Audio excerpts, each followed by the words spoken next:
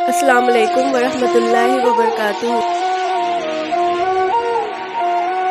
Careful sister, लड़की picture ना दे तो फेक, लड़की वॉइस मैसेज ना करे तो फेक, लड़की कॉल पे बात ना करे तो फेक, लड़की नंबर ना दे तो फेक, लड़की पिक दे दे तो 2-3 और दिखाओ भी, सेल्फी लेके ये आपकी नहीं। 2-3 पिक लेने के बाद ज़रा स्टाइल चेंज करके पिक्चर सेंड करो, फिर ज़रा वॉइस मैसेज सेंड करो मेरा नाम लेके। वॉइस मैसेज के बाद आपकी आवाज़ बहुत प्यारी है, फिर थोड़ी देर बाद वॉइस किसी की भी हो सकती है, ज़रा कॉल पे बात करो, अभी पता चल जाएगा।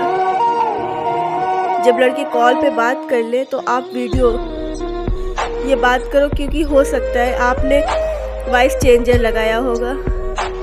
वीडियो कॉल पे बात होगी तो वीडियो रिकॉर्डिंग पे लगी होती है, फिर लड़की से मिलने के लिए बोला जाएगा, लड़की ना मिले तो ब्लैकमेलिंग शुरू। ये सब हकीकत और सच है। पाकिस्तान में ऐसे हज़ारों